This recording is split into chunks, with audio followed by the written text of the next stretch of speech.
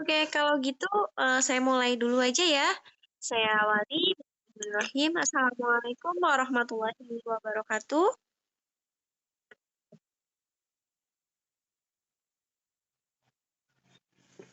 Oke, saya mau memperkenalkan diri saya dulu. Nama saya Aulia Putera Putri. Saya mahasiswa PPL atau PLP dari Universitas Muhammadiyah Metro yang insya Allah akan mendampingi kalian untuk mata pelajaran sejarah Indonesia dalam beberapa hari ke depan, dalam beberapa pertemuan ke depan ya.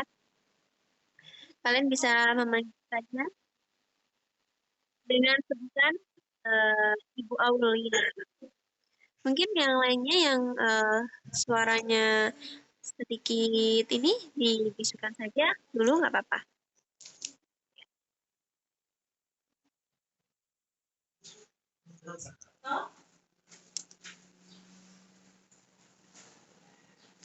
Oke,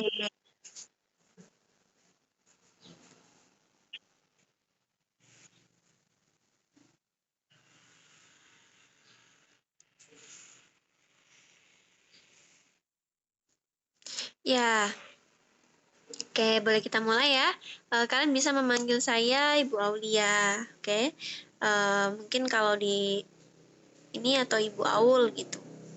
Di sini kelas 11 IPA 2 ya? Oke, 11 IPA 2. Ya, sebelum kita mengawali kegiatan belajar pada siang hari ini, lebih baik kita berdoa terlebih dahulu, berdoa menurut kepercayaan dan masing-masing, berdoa dimulai.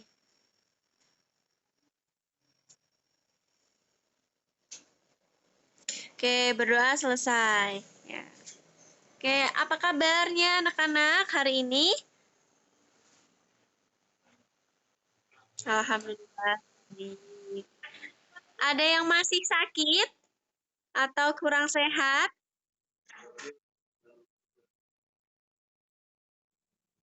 Nggak ada ya? Oke, alhamdulillah kalau sehat. Ya,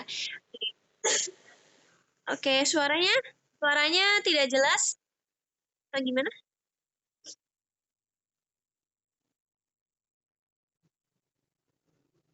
Ya, ini suasananya masih dalam kondisi pandemi COVID-19 yang sampai saat ini belum selesai.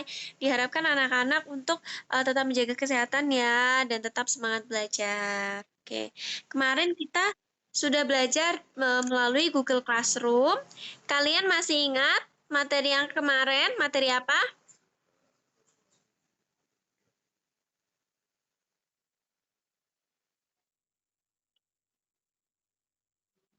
Ya, kolonialisme bangsa Eropa. Oke, eh, kemarin kan kita sudah belajar tentang lalu lintas perdagangan dunia yang dimulai oleh bangsa Eropa ya. Kita mengenal dengan adanya jalur sutra. Sebelum kita masuk ke pembelajaran berikutnya, kali ini Ibu akan mengulas tentang materi-materi yang kemarin. Jadi, eh, kemarin itu kita membahas tentang jalur sutra ya, anak-anak ya. Ada yang masih ingat jalur sutra itu apa? Nggak, aduh, lupa ya. Oke, jadi jalur sutra itu adalah jalur lalu lintas perdagangan bangsa Eropa yang menjadi jalur pelayaran laut pada waktu itu karena bangsa Eropa itu melakukan penjelajahan. Kenapa waktu itu dinamakan jalur sutra? Karena pada waktu penjelajahan kali itu ditemukan banyak sekali sutra.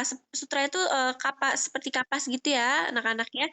Sutra dan rempah-rempah. Karena pada waktu itu bangsa Eropa itu kebutuhan rempah-rempahnya sangat banyak sehingga mereka mencari kemana-mana gitu. Nah, untuk yang hari ini kita akan membahas tentang eh, lahirnya kolonialisme dan imperialisme bangsa Eropa gitu. Di sini saya izin membagikan layar, eh, membagikan layarnya, mulai berbagi. Oke, sebentar. Nah, di sini saya sudah punya link untuk belajarnya. Saya memakai blog pribadi. Jadi anak-anak silahkan disimak terlebih dahulu ya tentang lahirnya kolonialisme dan imperialisme bangsa Eropa. Ini adalah materi kita yang untuk pertemuan kedua di hari Selasa ini. Jadi kalau anak-anak tidak asing, pengertian tentang kolonialisme dan imperialisme.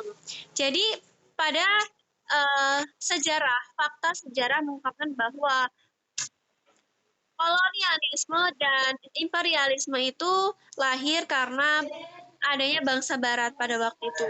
Nah, pada awalnya itu bukan dilatar belakangi oleh ambisi untuk menguasai Asia dan Afrika.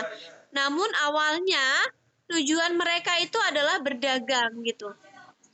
Jadi bangsa Eropa pada waktu itu tuh awalnya bukan untuk mencari rempah-rempah, tetapi itu adalah tujuannya itu adalah untuk berdagang.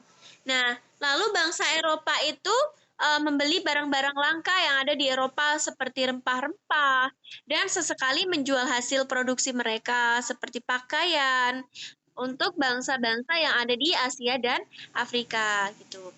Nah, lahirnya kolonialisme dan imperialisme pada waktu itu ada namanya sebuah zaman penjelajahan atau yang disebut dengan The Age of Discovery.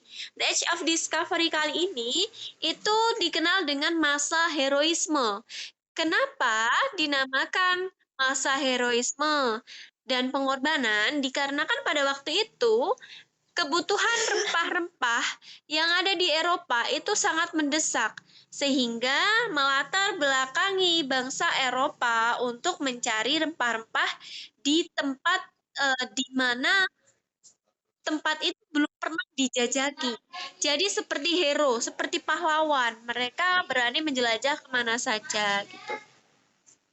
Nah, lalu pelopor penjelajahan bangsa Eropa dalam mengarungi samudra itu adalah bangsa Portugis.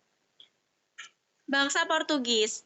Jadi pelopor penjelajahan pada waktu itu dari bangsa Eropa itu adalah bangsa Portugis. Mungkin sekarang kita masih tahu ya ada bangsa Portugis itu seperti di negara-negara Eropa.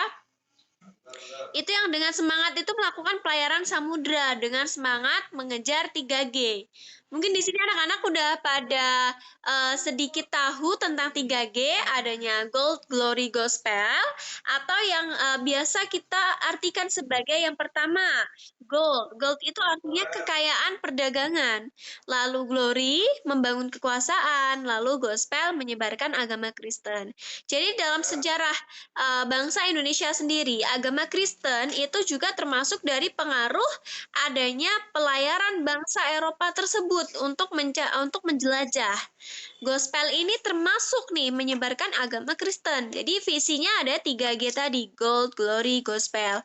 Kekayaan perdagangan, membangun kekuasaan, lalu menyebarkan agama. Lalu kesuksesan Portugis itu mendorong Spanyol untuk membiayai ekspedisi Columbus, Christopher Columbus pada 1492. Lalu begini anak-anak, sebelum kita membahas tentang pelayaran-pelayaran tadi, tentunya itu ada namanya sebuah faktor yang melatar belakangi bangsa Eropa itu melakukan pelayaran.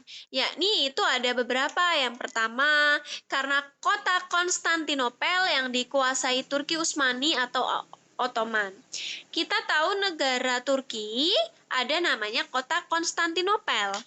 Di dalam sejarah pada waktu itu, semenjak kota Konstantinopel dikuasai oleh Kesultanan Ottoman, nah, pada waktu itu tuh bangsa Eropa mengalami keterdesakan kebutuhan rempah-rempah, sehingga bangsa Eropa itu melakukan penjelajahan ke tempat-tempat yang belum pernah dijajaki. Lalu yang kedua, itu ada perkembangan teknologi pelayaran. Nah, pada abad 15, bangsa Portugis di bawah Raja Henry atau yang sang navigator kita menyebutnya, kita tahu ya navigator itu adalah pencari arah penentu gitu. itu juga mengembangkan kapal. Nah, pada waktu itu dikenal dengan kapal karavel. Boleh diingat-ingat namanya kapal karavel untuk menjelajah samudra. Lalu kapal ini nih mampu bergerak cepat namun kapasitasnya yang sangat kecil. Lalu yang ketiga, ada berkembangnya merkantilisme di Eropa. Jadi aliran merkantilisme ini merupakan sebuah teori ekonomi yang menyatakan kesejahteraan negara itu berdasarkan aset. Jadi pada saat itu, sasaran utamanya itu adalah mendapatkan logam mulia sebanyak-banyaknya, berfokus pada neraca perdagangan surplus. Lalu eh, negara itu menjadi pelaku utama serta pengendali perekonomian negara. Itu merupakan faktor-faktor juga yang melatar belakangi bangsa Eropa untuk menjelajah ke bagian-bagian negara yang lainnya. Nah, untuk anak-anak juga itu tadi yang saya jelaskan. Di sini ada link yang telah saya tandai kali ini. Nah, link ini itu ada di Google Classroom. Nanti anak-anak silahkan membuka Google Classroom-nya. Di situ nanti ada daftar hadir, ada kuis pertemuan, ada materi juga. Nanti kita ada kuis, silahkan nanti dikerjakan. Oke, saya rasa berbaginya cukup. Lalu di sini apakah ada yang ingin ditanyakan? Silakan yang ingin. Oke, jika belum dirasa cukup. Jadi kesimpulannya seperti itu ya anak-anak. Nanti silahkan kalian kembangkan materi yang ada di Google Classroom. Nah, untuk anak-anak di sini yang ingin bersilaturahim nih ke posko, kami mahasiswa PPL itu juga ada posko yang alamatnya di Dusun 4, Hargomulyo, tepatnya ada di 66C. Ya. Oke, kalau kalian mau sharing, berbagi, mau tanya-tanya tentang sejarah, mau belajar matematika dan lain-lain, kalian bisa datang ke posko. Oke, jika memang dirasa cukup kesimpulannya, materinya, saya rasa cukupkan. Jangan lupa dikerjakan tugasnya ya. Oke. Nah, ya, oke. Tugasnya dibuka di Google Classroom, maksimal mengumpul saya kasih waktu sampai besok jam 10 pagi ya. Jam 10 pagi. Batas maksimal pengumpul di Google Classroom ya, nanti sudah disediakan link untuk mengerjakan. Oke. Ada yang ingin ditanyakan? Oke, belum. Nanti kalau misalkan ada yang ditanyakan, boleh via jalur chat pribadi atau bisa melalui grup WhatsApp yang ada di yang sudah dibuat kemarin ya. Oke, cukup sekian itu saja materi singkat pada pagi hari ini. Tetap jaga kesehatan, jaga kondisi, jaga stamina, terus jaga pola makan dan semuanya. Tetap semangat belajar, dan sampai jumpa di pertemuan berikutnya. Jangan lupa tugasnya, jangan contekan ya kalau bisa. Kalau bisa, contekan. Oke. Cukup ya. Saya akhiri. Wassalamualaikum warahmatullahi wabarakatuh.